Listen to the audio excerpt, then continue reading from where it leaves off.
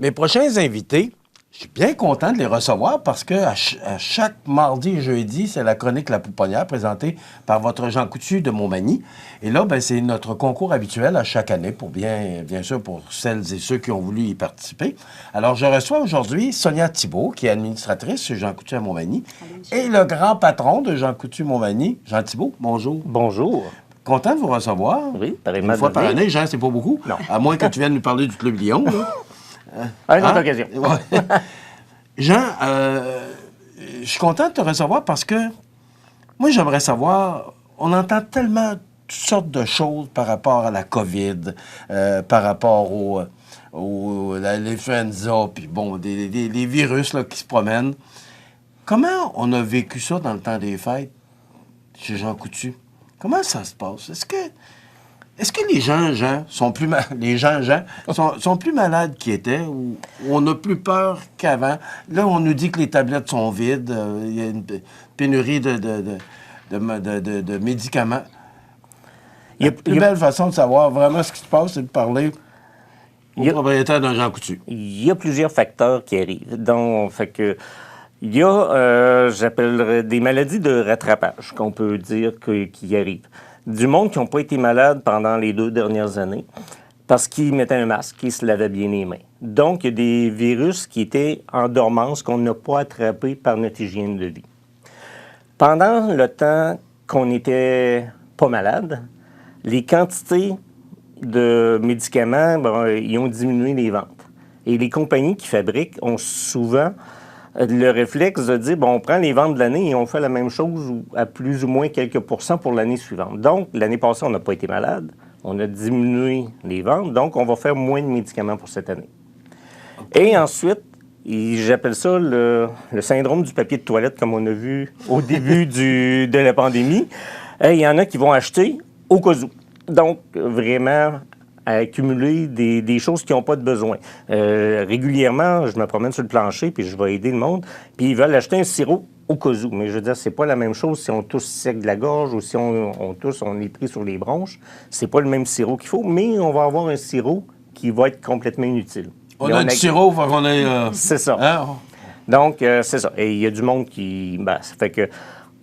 Il y a des virus, comme j'ai dit, et des bactéries qu'on n'a pas eues. Entre autres, chez les bébés, il y a des médecins qui l'expliquaient bien hier sur les grandes chaînes nationales, comme de quoi, tu sais, je veux dire, à la garderie. Donc, on manque de Gravol, même pour enfants. Il y a les gastro, les rhumes. Le virus de la grippe, l'influenza, est très actif. On a un variant qui est très, très fort cette année.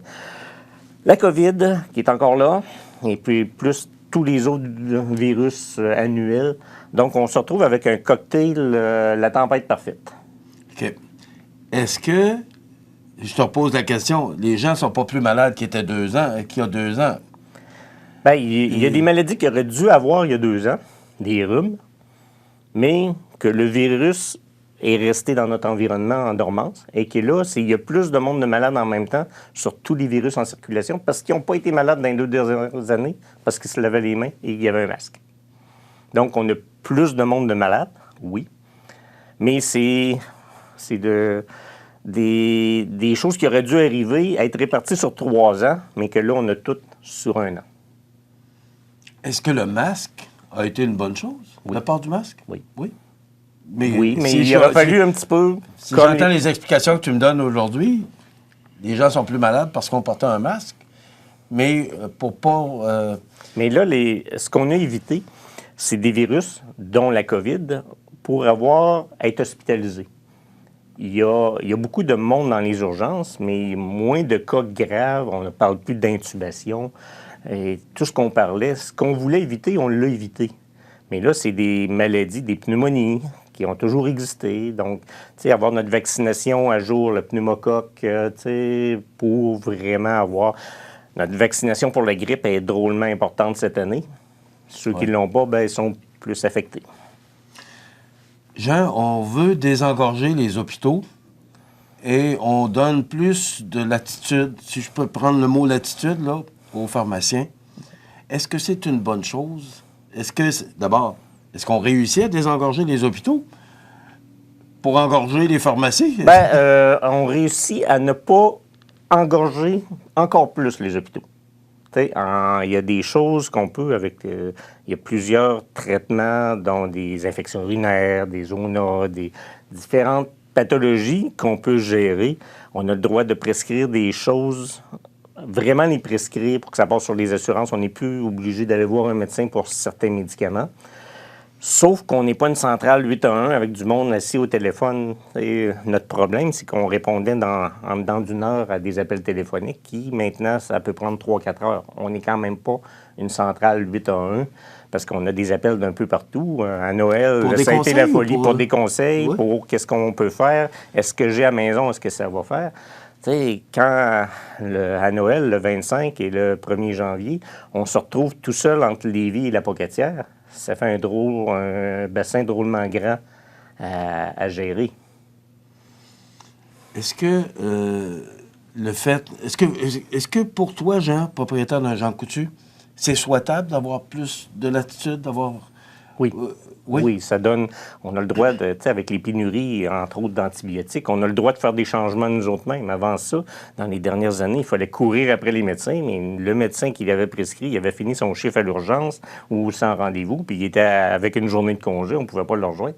Maintenant, on a la latitude de faire les changements nous autres mêmes. Donc, la loi nous a apporté vraiment... C'est une ouverture sur notre travail pour vraiment mieux performer pour la population.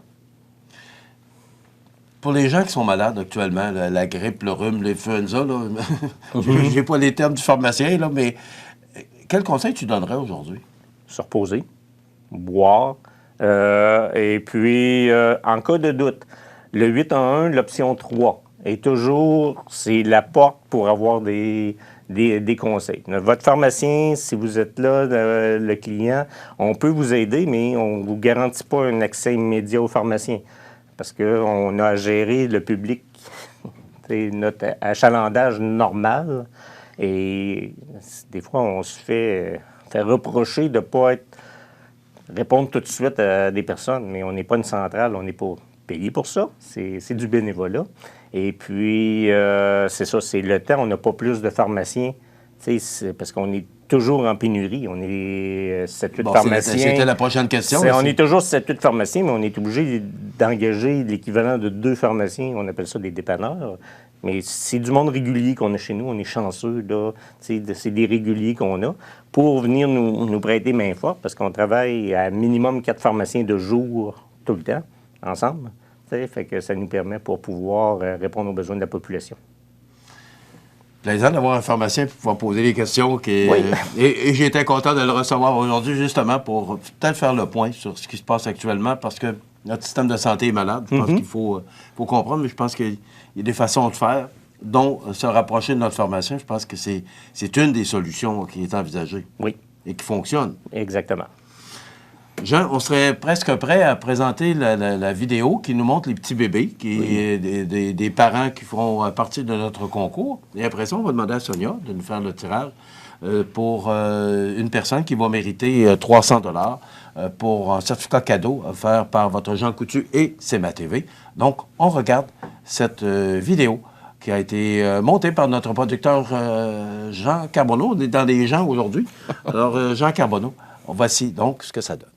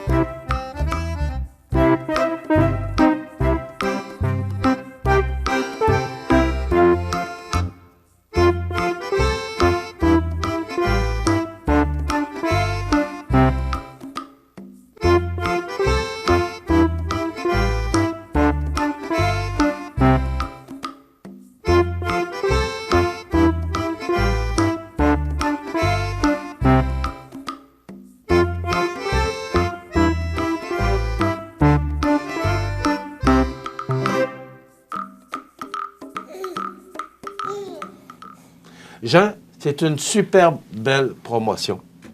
Et merci d'y participer. Oui, ça fait plusieurs années, puis c'est toujours un plaisir renouvelé. Oui, puis de voir ces images-là aussi, de voir nos nouveaux-nés dans notre région. Ces mousses-là, les bébés tout nus, comme on appelle quand ils... Oui, puis dans Bellechasse, on a des gens de Bellechasse, parce que des accouchements, c'est pas c'est l'hôpital de Montmagny, oui, mais il y a eu des gens de Bellechasse, de l'extrémité S également, de la Pocatière, on a de partout. Oui. Alors, merci de participer. Sonia, est-ce que tu es prête à faire le tirage? On brasse comme il faut. Alors, c'est 300 $ que cette personne se méritera offert en cadeau, en chèque cadeau qu'on va remettre. Donc, c'est une collaboration de votre Jean Coutu à Montmagny et de CMA TV. Alors, Sonia? Alors, le bébé est Noémie Bélanger, né le 18 octobre 2022. Les parents sont Mylène Gagné et Guillaume Bélanger de Lillet. Voilà, ben, c'est vous qui méritez ce certificat cadeau de 300 $ et on va communiquer avec cette personne pour lui faire part de cette belle nouvelle. Merci. Donc, on rappelle, le nom, c'est Noémie Bélanger, le bébé, mais les parents, Mylène Gagné et Guillaume Bélanger, ils sont de Lillet. Merci beaucoup à vous deux. Merci. Et Merci. on va poursuivre et on va se retrouver l'année prochaine pour le bébé de l'année. Parfait. Mais c'est sûr, Jean, qu'on va te recevoir. Club Lyon, rapidement. Oui. On a la canne blanche, toujours en janvier. Fait que moitié-moitié. Les membres habituels sont... Puis notre nouveau président, Yves Gendreau. Moi, j'ai été pendant 2 ans, mais c'est Yves Gendreau qui est notre président. Peut-être que lui, il viendra faire un tour. Est-ce que le cocktail Monaco revient? C'est la pizza Monaco. La formule a changé, des habitudes, et aussi, on le voit, on revient au COVID, on revient à toutes les maladies. Les regroupements, c'est pas encore tout à fait à point. Donc, on reste encore sur la même formule qui est la pizza Monaco cette année. Sonia Thibault, administratrice, et Jean Thibault, propriétaire de Jean Coutu à Montmagny. Merci beaucoup d'avoir été avec nous. Ça fait plaisir. Et on va vous plaisir. souhaiter une bonne et heureuse année. Merci à toi aussi. Merci.